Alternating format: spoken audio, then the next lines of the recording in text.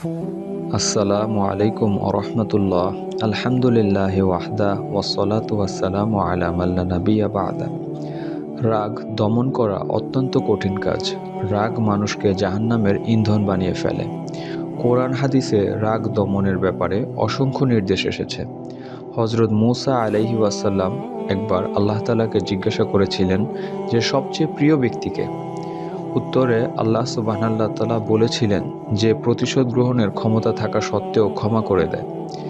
রাগ দমনের ব্যাপারে আল্লাহর রাসূল সাল্লাল্লাহু আলাইহি ওয়াসাল্লামেরও অসংখ্য হাদিস রয়েছে।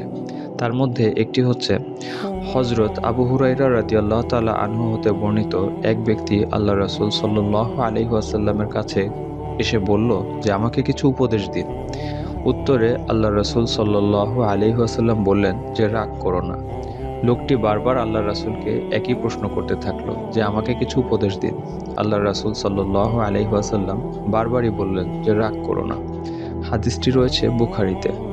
যেহেতু রাগ দমন করা অত্যন্ত কঠিন কাজ, আর যে ব্যক্তি তা করতে সক্ষম হবে সেই দুনিয়া ও আখিরাতের কামিয়াব।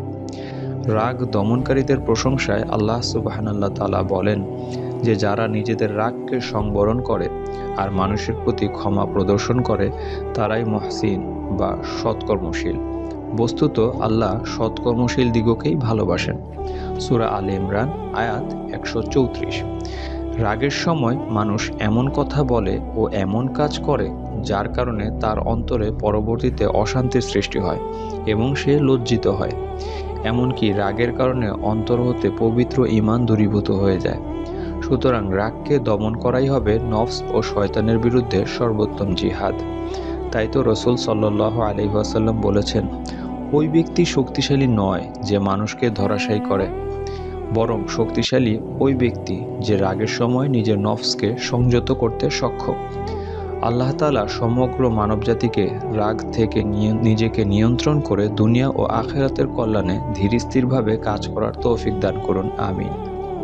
সুপ্রিয় সুধী, আপনারা যারা এখনও আমাদের এই চ্যানেলটিকে সাবস্ক্রাইব করেননি, আপনাদেরকে বলবো অবশ্যই সাবস্ক্রাইব করে আল্লাহর দলের একজন সদস্য হয়ে যান এবং এই ভিডিওটিকে যদি এখনও লাইক করে না থাকেন তাহলে অবশ্যই লাইক বাটনে একটি ক্লিক করে দিন।